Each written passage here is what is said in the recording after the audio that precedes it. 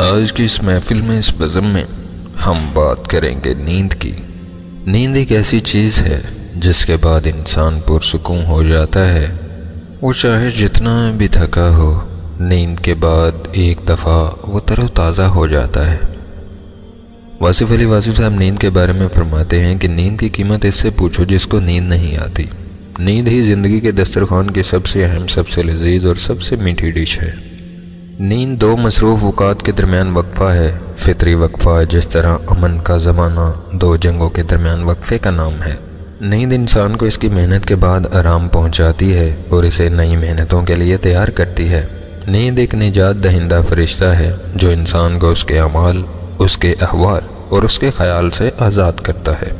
نیند نہ ہو تو انسان اپنی جد و جہد کے بوجھ تلے دب کر مر جائے۔ نیند ایک مطمئن زندگی کا ثبوت ہے۔ خوش قسمت ہے وہ شخص جس کی نیند کسی خوف یا کسی شوق سے پریشان نہ ہو۔ انسان جب ظلم کرتا ہے دوسروں پر، اپنے آپ پر، تو اسے اس کی سزا یہ ملتی ہے کہ وہ نیند میں مضطرب رہتا ہے۔ وہ سوتا ہے تو اسے اپنے بچھونے پر بچھو نظر آتے ہیں، احساس کے بچھو، ندامت و افسوس کے بچھو۔ انسان چاہتا ہے کہ ہونی انہونی ہو جائے، جو ہو چکا وہ نہ ہوتا، کاش ایسا نہ ہوتا، کاش یوں ہو جاتا، اور اسی کاش کے اندر ہی نیند غرق ہو جاتی ہے۔ انسان بے خوابی کے عذاب میں مبتلا ہو کر رہ جاتا ہے۔ غور سے دیکھا جائے تو نیند کا عالم بیداری کے عالم سے زیادہ ہے۔ عدم کا سکوت و وجود کے ہنگاموں کے زمانوں سے کہیں زیادہ ہے۔ پیدائش سے قبل کے زمانے مکمل سکوت اور مستقل نیند کے زمانے ہیں۔ ماں بعد کا دور نیند میں ڈوبی ہوئی لامحدود صدیوں کا دور ہے، اور پھر یہ زندگی اپنے اندر نیند کے زمانے رکھتی ہے۔ اول نیند ہے، آخر نیند ہے، اور درمیان میں بھی نیند ہے۔ عالم بیداری خواب کا عالم ہے، اور یہ خواب کی طرح گزر جاتا ہے۔ در حقیقت ہر حقیقت حجاب حقیقت ہے۔ اصل حقیقت کیا ہے، نیند یا بیداری، اس کا فیصلہ نہیں ہو سکتا۔ دنیا کے عظیم انسان اپنی نیند کو کم کرتے رہے، وہ نیند کو ایک دشمن سمجھتے رہے۔ انہوں نے اس وقت محنت کی جب عالم سو رہا تھا، اور نیند کو غفلت اور محرومی کا زمانہ کہتے تھے۔ دراصل نیند ہر انسان کے لیے الگ الگ مفہوم رکھتی ہے۔ نیند عابد کو عبادت سے محروم کرتی ہے، محب کو محبوب سے جدا کرتی ہے، ذمہ دار انسان کو احساس ذمہ داری نہیں ہونے دیتی، انسان پر راز حقیقت منکشف نہیں ہونے دیتی۔ دوسرا رخ یہ ہے کہ نیند گنہگار کو گناہ سے بچاتی ہے، پریشان حال انسان کو پریشانی بھلاتی ہے، بیمار انسان کو بیماری کے دباؤ سے بچاتی ہے، غرض کہ نیند برے انسان کے لیے اچھی ہے اور اچھے کے لیے بری۔ عوام الناس کے لیے نیند ایک دولت ہے، سرمایہ ہے، عنایت ہے، عطا ہے، زندگی کے مسلسل کوب سے نجات کا ذریعہ ہے۔ نیند غم، فکر، اندیشوں، ندامتوں اور اذیتوں سے رہائی دلاتی ہے۔ نیند ہونے اور نہ ہونے کی درمیانی سرحد کا نام ہے۔ فنا اور بقا کے درمیان نیند کا علاقہ ہے، جہاں انسان نہیں ہوتا لیکن ہوتا ہے، جہاں وہ ہوتا ہے لیکن نہیں ہوتا، وہ دیکھتا ہے لیکن خواب، وہ سنتا ہے لیکن بے ضد آواز، وہ چلتا ہے لیکن فاصلے طے نہیں ہوتے، وہ جمود میں متحرک ہوتا ہے، وہ مرتا ہے لیکن زندگی کی آغوش میں، وہ زندہ ہوتا ہے لیکن موت کے حصار میں۔ غرض کہ وہ ہوتا ہے لیکن وہ نہیں ہوتا۔ نیند حقیقت کو خواب اور خواب کو حقیقت بناتی ہے۔ نیند کے عالم میں یہ جاننا کہ انسان نیند کے عالم میں ہے بہت مشکل ہے، اتنا مشکل جتنا آپ من میں ڈوب جائیں۔ خود شناس انسان اپنی نیند کو نیند کے طور پر پہچانتا ہے۔ وہ جانتا ہے کہ ہم کبھی بیداری میں سوتے ہیں، کبھی نیند میں بیدار ہوتے ہیں۔ زندگی خود ایک خواب ہے، اور خواب کے عالم میں کتنے ہی خواب ہیں۔ ماضی کی حقیقت خواب ہے، مستقبل کی حقیقت وہم ہے۔ حال برقرار ہے۔ نیند کی حقیقت کیا ہے، کچھ نہیں کہا جا سکتا۔ بیداری کی حقیقت سمجھ میں نہ آئے تو نیند کی حقیقت کیسے سمجھ میں آ سکتی ہے؟ جس میں خواب نظر آتے ہیں، خواب کو حقیقت مان لیا جائے تو تعبیر کی حقیقت ایک خواب بن کر رہ جاتی ہے۔ اقبال نے خواب دیکھا، قوم نے اقبال کے خواب کو حقیقت مان لیا، اور پھر ہم تعبیروں کے سفر پر نکل پڑے۔ خواب تو شاید ایک ہی تھا، تعبیریں لاتعداد۔ خواب پریشان ہو کر رہ گیا، خواب کسی کی تعبیر کا، اور کیسے خواب بنے یہی ایک راز ہے۔ اس نے انکار نہیں کہ نیند کا کرشمہ رویائے صادقہ کا وجود ہے۔ خواب دیکھنے والوں نے نیند میں آنے والے زمانے دیکھے۔ نیند میں اکثر محبوب و مکشوف ہوتے ہیں۔ مکاشفہ نیند کا تحفہ ہے۔ مراقبہ بھی نیم خوابی کے عالم میں ہوتا ہے۔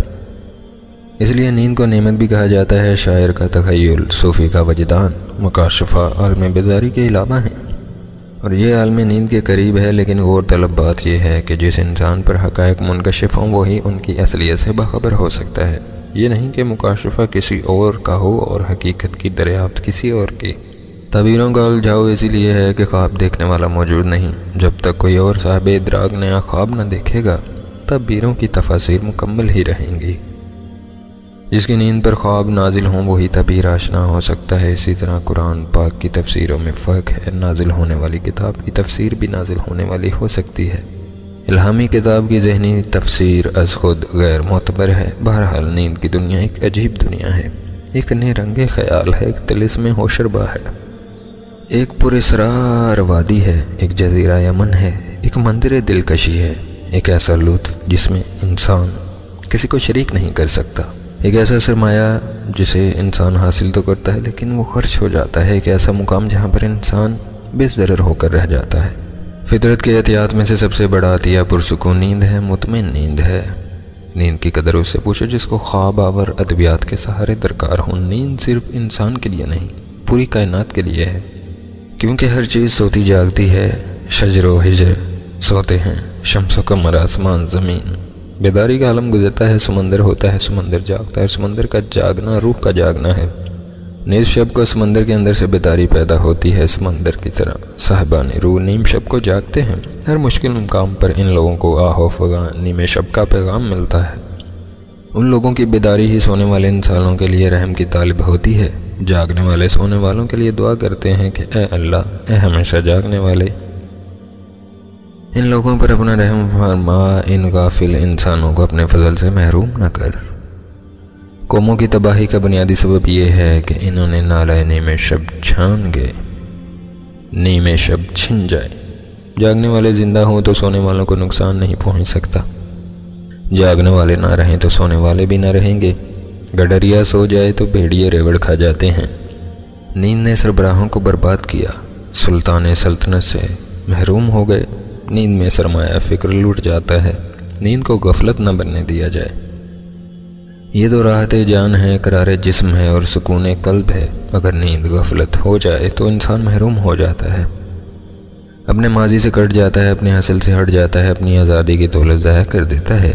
آزادی کی صرف ایک ہی قیمت ہے، مستقل اور مسلسل بیداری۔ غلام قومیں سوتی ہیں اور آزاد قومیں بیدار رہتی ہیں۔ انسان کو اپنے مستقبل کی خاطر جاگنا چاہیے، اسے آنکھیں کھول کر رہنا چاہیے۔